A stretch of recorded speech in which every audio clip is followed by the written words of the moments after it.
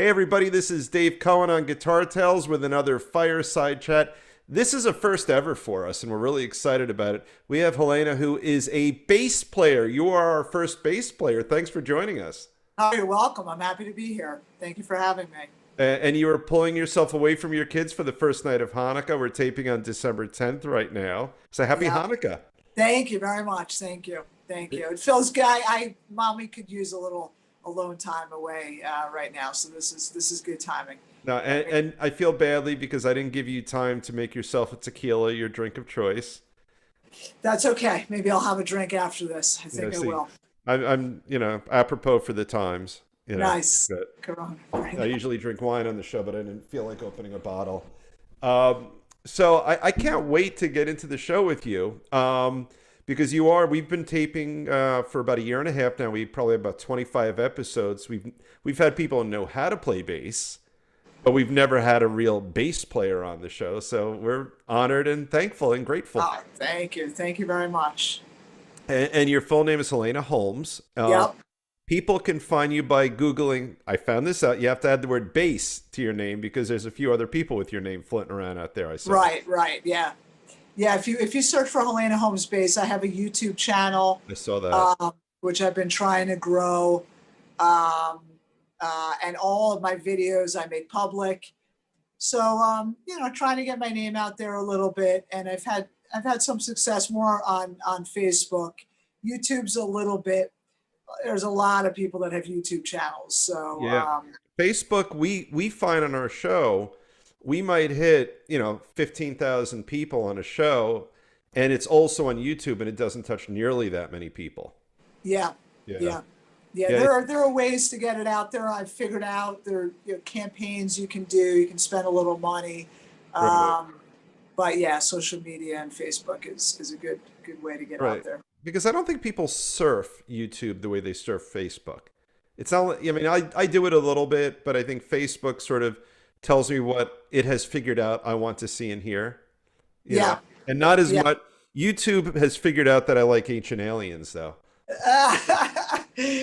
Yeah, YouTube has their own algorithm, but I think uh, I didn't know this. I've delved into it a little bit. That when you pay, then you can get your videos, your name up in as suggested videos to Oh, watch. really? That's interesting. Yeah, this is a whole. It took me a while to figure it out. I'm letting the cat out of the bag because it's a lot of people don't know about it. But yeah, there are campaigns that you can run um, to get your name out there, to get your videos out there. Right. Uh, but Facebook's done me better than you. I think the nice thing about Facebook, people are just scrolling and then your video just starts playing. Yeah, it's pretty You cool. know, yeah.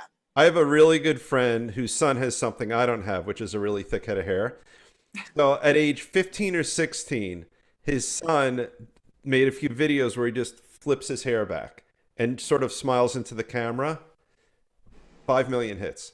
Oh my, yeah. Yeah. I Yeah, it's crazy. It's beyond me. Some of the ones that have. I mean, I've seen musicians, I've seen bass players that have a ton that are good, but I think how did they get Yeah. 80,000, 100,000?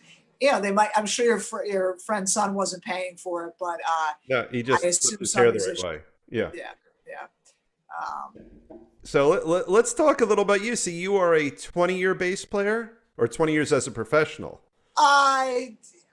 I'm 44 and I've been playing since I was 16, so 26 years. Um, but the first couple of years, professional, that's a, I don't know if Right. I use that term. Yeah, I mean, definitely, I'd say the past 15, 20 years, supplementing my income from playing. Right. Prior to that, I did originals and swore I would never do covers. Oh, right. Um, Yeah. and anyone that played with me in original bands back then, we were all sort of, yeah, no, we would never play covers. Um, and then Well, I good did my music, though. first, You know, it's what? it's all good music. Yeah, it is. And I don't know why we had this. I think, we thought we had stars in our eyes when we were younger and, cover bands. That was like for like older people and like, you're not going to make it doing covers. And then I did my first cover gig on New Year's Eve, however many years ago, 20 years ago, 18 years ago. And I got paid at the end of the night, and people stuck around and they danced, and then I got free drinks. It was like I had never experienced that in my life. So that converted me. That converted me That's a into good thing. And you know, one of the themes that I've gotten from our people on the show, whether they do originals or covers, and I think we've probably skewed a little in the cover direction on our show. It's just bringing joy to the people who yes. have gone out. Totally. You know what? Music, I love listening to music. I love playing, but I love listening to music. And, I think it definitely strikes this emotional chord. And I love to see people getting into it. And it doesn't matter whether it's originals or covers. It just so happens that people, people like to hear what they know. Yeah. Um, I played a lot of original shows. I played CBGBs with a lot of different bands over the years, and the original scene is not can be a little rough. You got bands playing, and then the people that see the bands are there, and then as soon as the band's off the stage, everyone that came to see the band leaves. Right, right. It's unforgiving. It's you pour your heart and soul into it, and you don't always get it back from the audience. But you're right, it doesn't matter. Covers or originals, music is music. And Yeah. yeah. I had just like a good but a hard work day today, and just made myself some dinner through the headphones in and have my own little personally curated song list. And it's like it hits some receptors and neurons in one's head, and it just my mood immediately. Yeah, today was the Black Crows. The Black Crows put me in a fabulous mood. That's it. Nothing else You, objective. yeah, it's me too. I can relate that, I'm driving to work in the morning, and it just does something to me. It does affect my mood. And I don't know if it does that as much to I see my kids don't have that same, which is interesting. They like music, but I think some people have a visceral, I have that's the word I was Yeah. looking for. Yeah. I have a visceral reaction to Yeah. music. I've gotten goosebumps. Oh yeah, Less, yeah. yeah, yeah. I went to a conference probably 25 years ago with a lawyer I didn't know too well, and just different law firms, what have you. And we get into a rental car, and I find some local rock station, and I'm just noticing we had a long drive to get from one place to another. And the guy in the car with me, or I said to the guy in the car with me, they can't play a bad song. And I'm all excited. Every song they're playing is better than the last. And he actually said, "Yeah, I don't like music." Oh, and I thought, okay. And I guess those people exist too. There could, in the minds of at least where I would have been, would be people either love music or like music, or maybe even are either way on music, but people don't like music. But it was I met someone once in a bar, I think at a gig, and getting a drink, and just started chatting. And I don't know why he was there. He wasn't there to listen to music. And somehow, and he also said something similar. He said, "Yeah, I don't really," or he said, "I don't listen to music anymore because I'm into politics." And I was like, wow. who? I was foreign to me. I'm like, who doesn't listen to music? Like I couldn't relate. No. I couldn't. So with that said, and I see, as I said, I see in my children that I don't know that it strikes everyone in the same way. No. I guess in an idealist way, I would think it does, but I don't know that it does. But it definitely does with many people, and it does with me. And it's part of my life. Part of my existence, part of my being. Right, right. Your fiber, your Yes, DNA. yes. So let me ask you this. So when you picked up your first bass, you could have picked up, well, I don't know if you could pick up a piano, but you could have played piano. You could have played piano, guitar, I mean, a million other things. What drew you to bass, or did you start somewhere else before bass? Yeah, I started on piano. My parents made me, which was a trend, maybe less so now, made me play piano. They weren't ruthless about it. It was, hey, you got to take lessons. I'm really glad they did, because I think it was a foundation, and I can still read a little bit. Um, I think I tried guitar probably for like a week or two. But when I was 13, I remember this moment. My, boyfriend at the time at 13 was into classic rock, and I didn't know about classic rock. I was into 80s and whatever it was on PLJ at the time, Right. Remember them? Z100. Yeah. Yeah, and he played Led Zeppelin, and I remember grew up in Kinnelon, walking to Sabies Beach. Anyone that's watching this would know the beach, and we probably had a boom box, and he played Ramble On, Right. and I remember going, what's that? I could Making hear that that bass line in my head right now. Yeah. Yeah. And he's like, that's bass. And I'm like, oh, and I didn't pick up bass at 13, but that stuck in my head. That's it. Zeppelin, and then hearing more Led Zeppelin, and that made an impression. Yeah. Well, well, we're glad you did. Thank So you caught my attention and Scott's with some of your videos playing Rush, and not just playing Rush, playing it really goddamn well. I mean, thank you. yeah, that I forgot which. Now I'm forgetting which songs you did. I just did Fly By Night by Rush. I Yeah, just did that. Recorded it over the weekend. I recorded it on Saturday and posted it on Sunday. that's the one we saw. There was another Rush song I saw you did. I I thought didn't do any other. I did Rio by Duran Duran that's before yeah, that's the that. other one I saw. That you did a really nice job at. But my favorite, which is on my playlist, you did is it Rubber Band Man? Rubber Band Man. Yep. That is Yep. such a positive, great, fun, silly song. I don't know what it means to be a rubber band man, but It I was listened to yeah. that. There's a story I read up on it. It was about this one of the guys that wrote it. His son was very overweight. Okay. There's actually a nice story behind it. I think he Oh, wrote it for really? his son, believe it or not. Yeah, yeah. It's a long song too, Yeah. I don't like a remember five, what is. 6 minute or maybe. I I just don't. when I ran, it felt like it lasted forever. Okay. Yeah, the videos, people requested Rush forever. Um, I hope I'm not gonna, people are gonna be screaming when I say this. I don't love Rush, but I like Those the over. No, okay, song. I okay. like Fly By Night. Yeah, Rubber Band Man, I don't even remember the name of the band that the did that. Ohio Players. Or the Ohio Players, was it? Oh, I no, I think. don't I think they think. wrote it. Rubber. But there's random songs that I don't necessarily love the whole catalog, but I Right. love Right. the song. I will never cover most of the songs I do videos of. Right. So it's really just sort of like a passion to do these videos and to get into these songs. Yeah. And so as we were watching it, and I have to ask Scott and I both talked about this. Your bass is pretty much at your ankles. Like you play. I don't know how you do it. It's really cool. But do you do that for effect, or is that where you're most comfortable? That's where I'm most comfortable. Yeah, it was it's gotten a little silly. Some of my videos, and then my friends are sort of sticking up for me, or people are like, why don't you try raising the strap? And, sort of implying I'm not doing it right.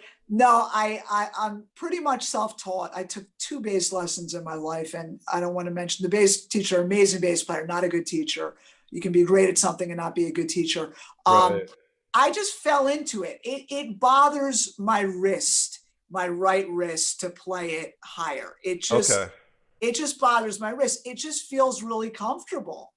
I don't, knock on wood, I don't have any pain. I don't have any wrist issues or shoulder or back Yeah. um, and I'm doing all right. So I feel like, well, I don't know that I don't really want to get into bothering my wrist and trying to change. So no, the long answer, short end, I don't do it for effect. It's really cool. And now I didn't watch enough to know of the different styles that you might emulate. But do you do any slap? Are you into that at all? I'm not very good at it. I can fake it a little bit. And if By you watch me, plucking? oh, that's cool. But yeah, I never put in the time. I never had really a reason to, or a motivation. Right. I can fake it a little bit. I don't know. I've gotten to this point in my life, Dave, where people are like, try raising the straps, try playing with the pick, and it's like, well, I've got kids. I have a job. To get really good at anything, I don't care. 10,000 Tennis, hours. yeah. Yeah. I don't have a time, and I'm not motivated enough to go, okay, now I'm going to get good at slapping. Um, Well, plus so that's a very specific thing. Like if your main the centerpiece of what you enjoy, say, is rock, right? I mean, unless you're the Red Hot Chili Peppers or funk, straight out funk, where's the need? I mean, I'm sure you can infuse your music a little, and I love listening to it, but most rock music that we all enjoy does not have slap in it. right. Yeah, and even there are songs that have slap in it that you're not even necessarily aware. I might Right. hear it, always popping a little bit. But I think of Peg by Steely Dan. I love Steely Dan, and I've Yeah. had the making of Asia. And Chuck Rainey talks about that slapping during the recording of that album, slapping was very in.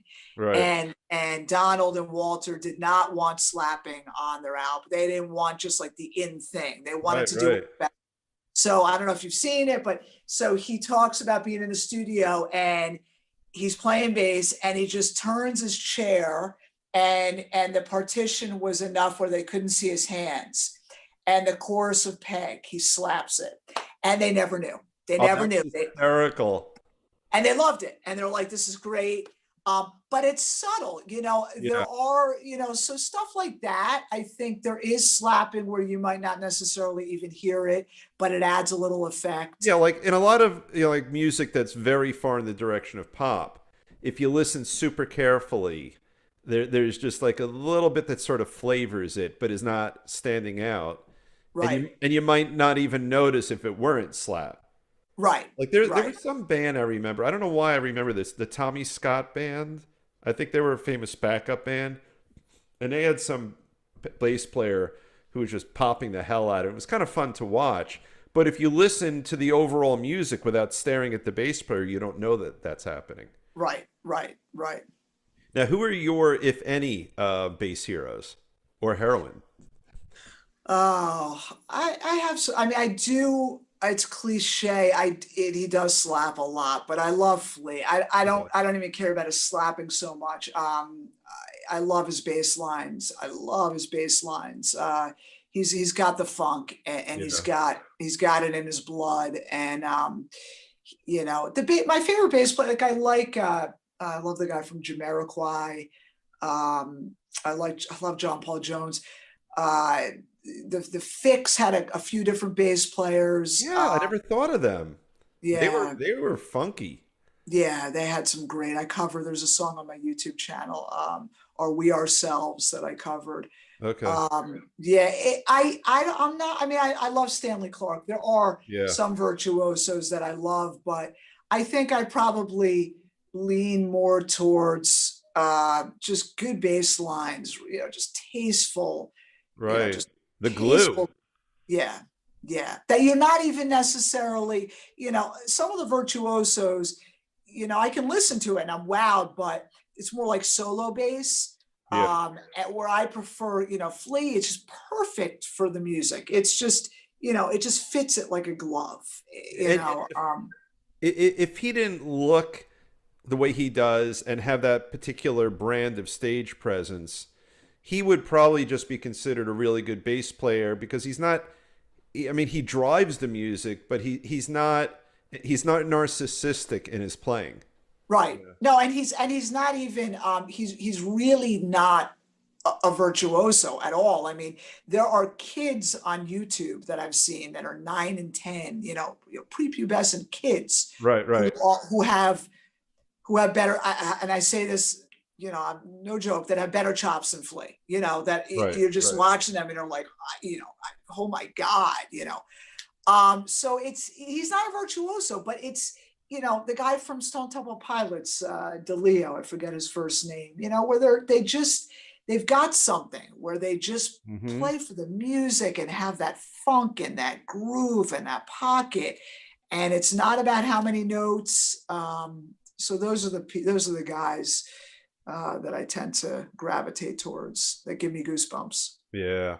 We've already talked before the show that because of the technology of Zoom, we're not going to have you play, but I'd love to see your bass, and we'll talk a little bit about Sure, that. sure. So right next to me. So this is Oh, that's a Sukop. gorgeous. What is This is it? it's called a Sukop. The guy's name, let me see if I step back, if you can get a better. Holy crap, that's beautiful. Yeah, this is Steve Sukop is the guy. It's a neck through. Wow. It's quilt maple on the top, a Wenge or Wenji, I don't know how they pronounce it. Well, it's beautiful, but it also it plays beautifully, and it's light and it's weighted really well. Steve lives in New Mexico now, I think, Steve Sukop. I bought this in 97, number 123. He's gotten a little bit more well known since then. Um, Let's I see the love it. back again. I love the Yeah, wood on the neck, how it goes all the way through. That is yeah, gorgeous. Look at yeah. that. Oof.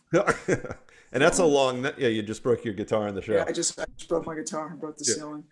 And then No, that's, it's standard. It's not extra long. oh, No, it's it's a not? standard. No, it's tapered. It's more of a tapered neck, so it might, and also on camera, it might give that. Oh, Uh, right. Yeah. no. So this is, yeah, this is my baby. I have other basses. I have a five string Music Man that I used to play exclusively, and that's upstairs. That's about four times as heavy as a Sukop, Okay. and I don't really need a five string. I used it exclusively for a while, and then I got pregnant, and I just couldn't have that weight. Uh, Right. you know, Yeah. but I don't really need a five string. I don't think, for the most part. But that's my go-to bass, the That's Sukop. beautiful. Now, are Thank you. you into chords on the bass, or are you more a single note kind of person? Single notes. I mean, Yeah. occasionally I'll hit maybe two note chords, but Right. um, Yeah. Now, so this is another theme we've been doing. It's hysterical. We call these the fireside chats. There's no fire anywhere, but that's what we've been calling them. But since we started doing these, we love to talk to artists, and whether you're doing originals or covers, you're an artist. Yeah. How has COVID affected you from an artistic point of view? um, the positives and negatives, it hasn't all been negative. The negatives are the obvious that we've all been suffering from, which is loss of gigs. I mean, anyone that's in any entertainment hospitality business, I did lose. I'm in a Cars tribute called Best Friend's Girl, and that we traveled and we did theaters and bigger venues, and those all got canceled. I mean, Right. all those gigs. But I played bars over the summer, so I did lose a lot of the better paying, higher end gigs. The positive though, and this is just my personality, so I can't speak for any other musician, but um, I got into doing these videos. I really that's sort of been my focus since COVID. Like I did a couple of them before COVID, but I really sort of honed in on doing them, and got better sound, and got this. Do I have it around here? This thing. Hold on. Can I let me show it to you. This doohickey.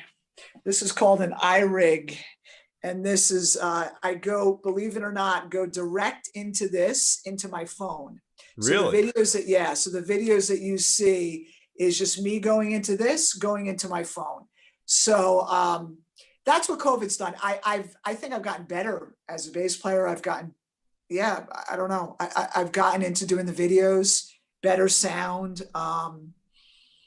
Yeah, and I don't think I would have done that if Right. it hadn't happened. Yeah, and that's one of the themes that we've been hearing is that, depending upon one's outlook, and look, we all have different external challenges in our lives, and for a lot of folks who are financially distressed, they don't even have the emotional bandwidth to work on their craft. But if you're fortunate enough to be in a position where you have the bandwidth, you can exit this a better craftsperson or better artist than you entered it. Yeah, I mean, for me, but yeah, I mean, I think that's sort of my personality though too. Like when I just, if things are not going well, whatever, then I sort of find out a way to make them better and to do what I can do to improve my situation. So, um, yeah, I feel fortunate. I have space that I figured this out. I feel proud that I've even like this, like, it's like no one, I kind of took little bits and pieces. People told me get this, but then I didn't know what to do with it, Right, right. and then what app and how do I, so, and then adjusting levels and the best editing app. And I, I'm a little techie, but I never was into recording. Never knew anything about recording or editing or setting levels or any of that. And I've taught myself. So I feel there's a sense of pride in, having done that over the past 9 months. Well, I mean, the videos look really good and they sound really good. And Thank you. like your mix between the track you're playing along with and what you're doing is the right mix. I think Thank they you. sound great. Thank you. So what do you see? There it's December 10th of 2020 right now, and I'm looking at yep, I got it right on my calendar there. There's a couple of vaccines. There are rough times in front of us, but there's hope on the horizon. So what are, let's say before life gets normal, what are your next projects you want to work on? And then we'll follow up with, what do you see in your life once we're all with each other again?